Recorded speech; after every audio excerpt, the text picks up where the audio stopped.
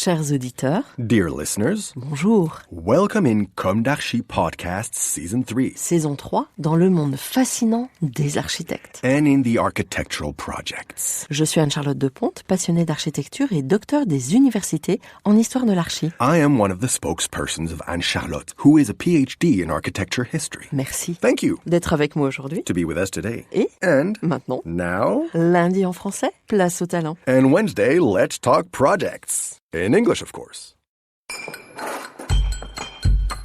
Bienvenue dans Comme d'Archi. Chers auditeurs, ravis de vous retrouver aujourd'hui en compagnie de Nicolas Lenné. Bonjour Nicolas. Bonjour. Bienvenue dans Comme d'Archi, vous êtes architecte et à la tête de votre agence Nicolas Lenné, architecte.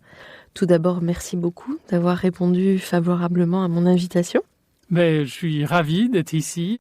Tout le monde vous identifie dans le milieu de l'architecture, notamment pour votre réalisation emblématique L'Arbre Blanc à Montpellier avec Sue Fujimoto. Oui, tout Voilà. à fait.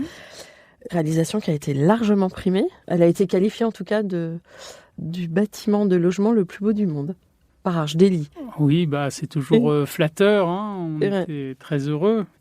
Donc dans cette réalisation sont regroupés divers noms et compétences, dont celle de Franck Boutet et du studio Brion-Berthereau que nous avons interviewé en saison 1 de Comme d'Archi. Là, c'est pour dérouler le fil.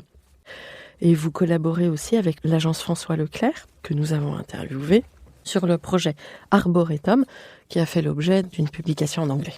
Voilà. Tout à fait. Donc tout s'imbrique. Tout le monde chez les archives vous connaît et pour cause, vous vous êtes formé au contact de plusieurs cultures. L'Inde, avec Raj Rewal, Oui, les États-Unis chez le grand Stephen Hall, en Europe avec Jean Nouvel. Et pour l'Arbre Blanc, vous soulignez que vous êtes imprégné des cultures japonaises et méditerranéennes et votre attention se porte vers la nature, une manière d'adoucir la frontière entre intérieur et extérieur par des effets de seuil et de porosité douce, pour reprendre vos formules. Alors, on va remonter très loin, on va commencer par le début. Quel est votre parcours ? Quelle a été votre jeunesse ? Où s'est ancrée votre envie d'architecture ? Et quelles ont été vos études ? moi je suis originaire de Touraine. Donc j'ai été bercé dans cette ville très connue pour ses châteaux, et donc ma région est célèbre grâce à l'architecture, et donc peut-être que ça m'a marqué. Ensuite j'ai très vite été intéressé par le monde de l'art et de l'architecture. Mon parrain est architecte, il y avait certaines prédispositions autour de moi, et c'est vrai que j'ai toujours été très sensible et très engagé dans le fait de vouloir faire ce métier. Avec des souvenirs peut-être, la pierre de Touraine, des souvenirs de matière, de sensations, de... Oui, je pense que dans ma région d'origine, il y a une architecture qui a une certaine douceur, qui a une certaine légèreté aussi. Ça a été beaucoup inspiré par le courant de la Renaissance italienne. Peut-être que ça m'a marqué le fait de vouloir faire des bâtiments qui sont à la fois très clairs, très doux et très légers. Donc, déterminé assez tôt ? Oui, tout à fait. Oui. Et vous intégrez quelle école ?